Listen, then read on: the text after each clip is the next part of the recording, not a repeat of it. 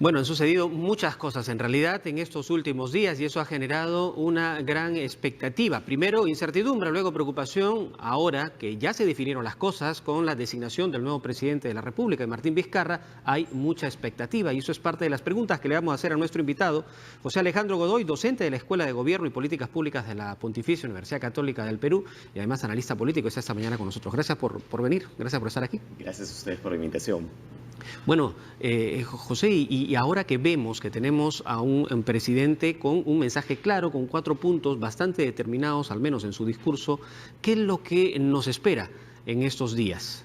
Lo primero que nos espera es mucha mayor tranquilidad, ¿no? Se ha resuelto por lo menos la fase más álgida de una crisis presidencial que tenía ya arrastrándonos desde diciembre hasta el mes de marzo. Es decir, hemos vivido 3 meses de zozobra política, donde hemos tenido en medio el indulto al señor Fujimori, donde hemos tenido nuevas acusaciones contra el expresidente Kuczynski y donde finalmente el presidente Vizcarra lo que ha procurado hacer el día de ayer es ponerle paños fríos a la crisis y decir, ese es un nuevo tiempo, vamos a trabajar en 4 puntos específicos y lo que se requiere es que el país recupere la tranquilidad, recupere la calma y que el clima político se apacigüe.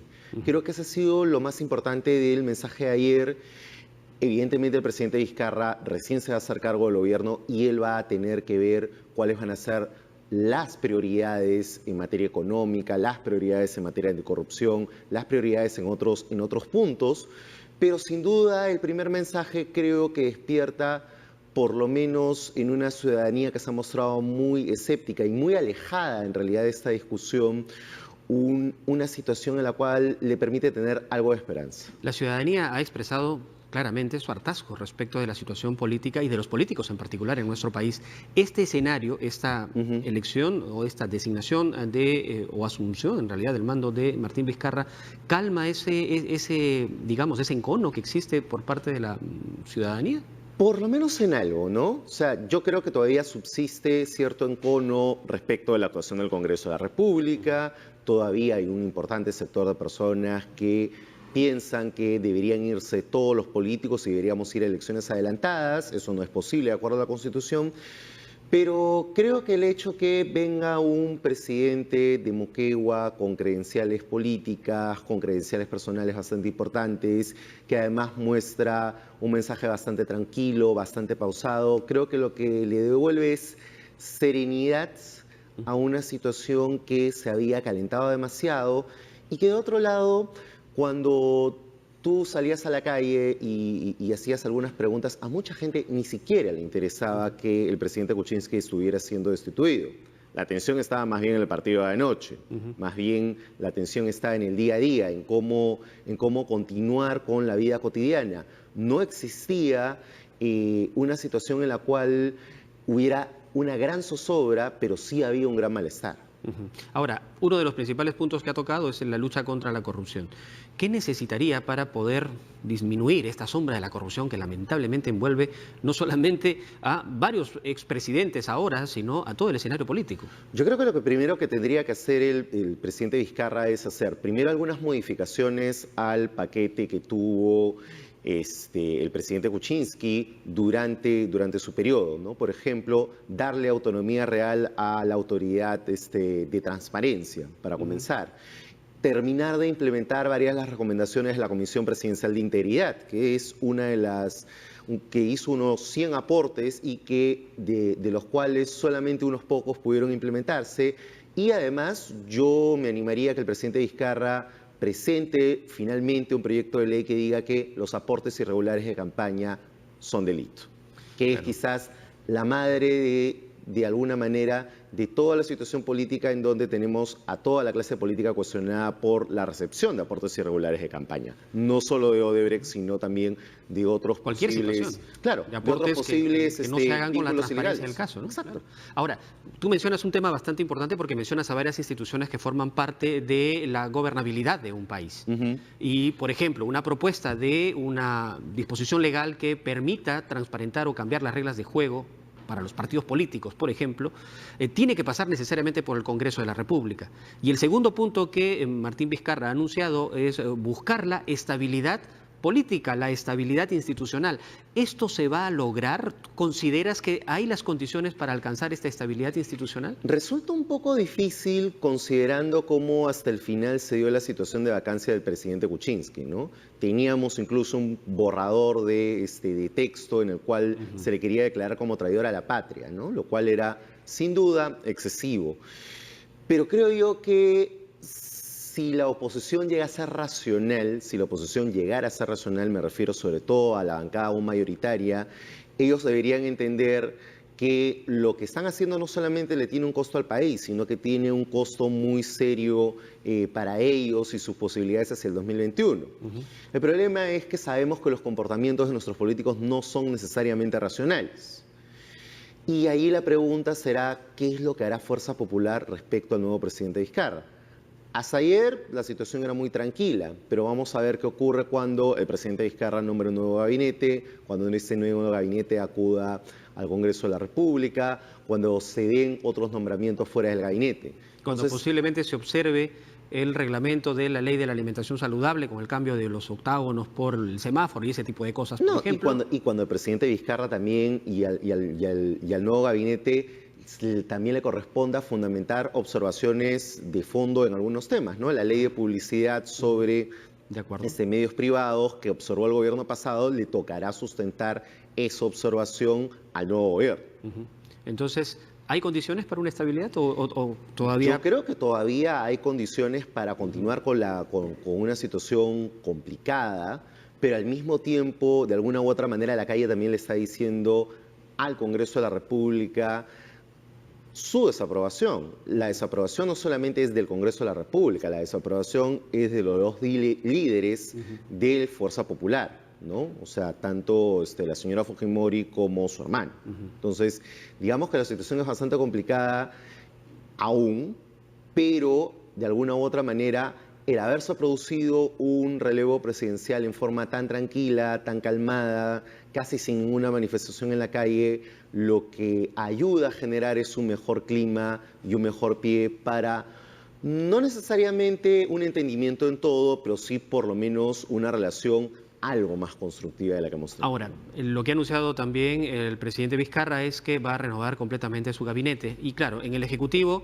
termina siendo una decisión del presidente de la República, a final de cuentas, es que no funciona bien lo que se quiere del Ejecutivo para estabilizar la economía, estabilizar la institucionalidad y cosas por el estilo, como lo ha anunciado en salud, en educación. Es fácil, pero cosa que no sucede en el Legislativo, ¿no? Para cambiar el Legislativo y dar las medidas necesarias para que el Ejecutivo cumpla sus procesos o el trabajo propuesto es muy distante. ¿Cómo manejar ese equilibrio? ¿A quiénes tendría que acudir Martín Vizcarra para tener un gabinete que permita conversar con el Legislativo y trabajar de la mano? Más que nombres concretos, lo que tiene que hacer el presidente Vizcarra es tener claro cuál va a ser su relación con el Poder Legislativo. Y yo creo que uno de los grandes efectos del gobierno del expresidente Kuczynski es no tener claro cuál va a ser su relación. Por momentos querían confrontar, por momentos les otorgaban de todo. Quizás la pregunta para el presidente Vizcarra es qué tipo de vínculo quiere tener con la oposición. Y además, de otro lado, tener en cuenta que con un Fuerza Popular que está algo más disminuido que hace algunos meses, tiene otros actores políticos con los cuales poder jugar. Puede tener acercamientos a las bancadas de izquierda, puede tener acercamientos a Alianza por el Progreso, puede tener acercamientos al APRA, a Acción Popular. Cuando te refieres a esos acercamientos, ¿significa que en el gabinete, por ejemplo, deberían estar conformados por más políticos que técnicos con relación a estos partidos? Podría ser un acercamiento partidario o podría ser acercamiento de figuras que estén cercanas a esos partidos políticos. O sea, no necesariamente ello. Lo que sí tiene que quedar claro es que por lo menos en el caso del presidente Kuczynski, este modelo de gerentes pasados a ministros no ha resultado ser el más feliz. De acuerdo. ¿No? Entonces, creo que el presidente Vizcarra sí ha entendido que un gobierno que pueda tener un puente más político y además no solamente un puente más político con el Congreso, sino también con las regiones, va a ser importante. El presidente Vizcarra viene además desde el lado de las regiones, ha sido gobernador regional, tiene una muy buena relación con los gobernadores regionales. Y habría que ver también allí, y un punto que no mencionó en el discurso, pero quizás eso se pueda aclarar en los siguientes días, es qué va a hacer el presidente Vizcarra con el actual proceso de descentralización, considerando además que tenemos el 7 de octubre una elección regional y municipal. Claro, donde además él desde el gobierno regional ha sido testigo de cuál es la distancia que existe entre lo que sucede en el gobierno central y la atención a las regiones. Y donde además como ministro de Transportes intervino en los poderes ejecutivos que hemos tenido durante este gobierno, y que eso sí hay que reconocer que fue un gran aporte de este gobierno para atender esos puentes entre el poder ejecutivo, el gobierno central y los gobiernos regionales. De acuerdo. Ahora, parte del discurso utilizó una frase que dice: a los jóvenes no pierdan la fe en sus instituciones, permítanos demostrarles que el Perú es más grande que sus problemas. ¿Cómo hacemos para recuperar? ¿Qué es lo que tendría que hacer el gobierno?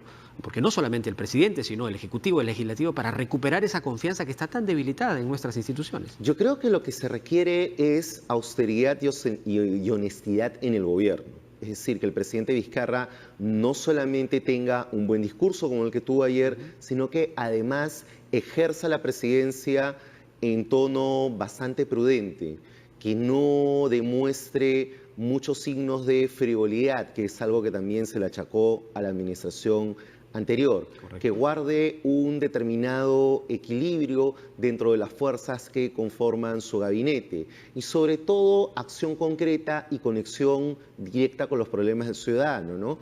Por ejemplo, el presidente Vizcarra va a tener que atender, entre otras cosas, una economía que tiene serias complicaciones con el déficit fiscal.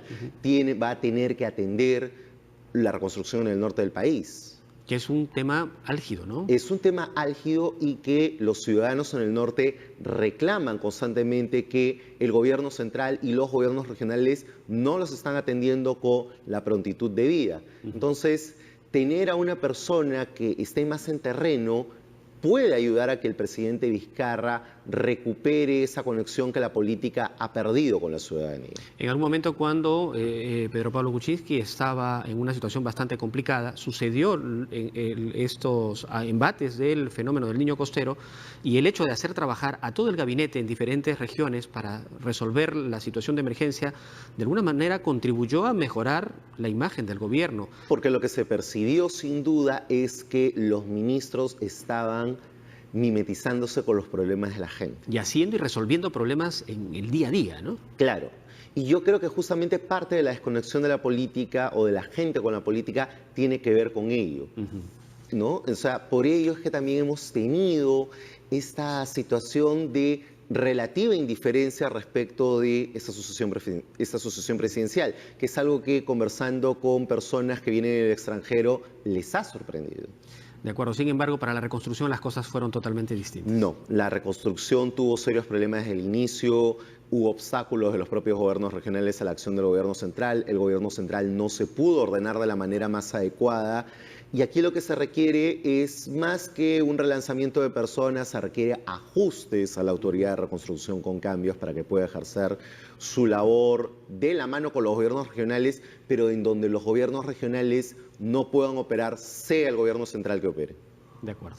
Muy bien, te agradezco, José, por estar con nosotros esta mañana. Gracias a ustedes por la invitación. José Alejandro Godoy, docente de la Escuela de Gobierno y Políticas Públicas de la PUC, ha conversado con nosotros y dando sus puntos de vista interesantes respecto de lo que nos depara en los próximos días, en el próximo escenario político en el que estamos viviendo en nuestro país.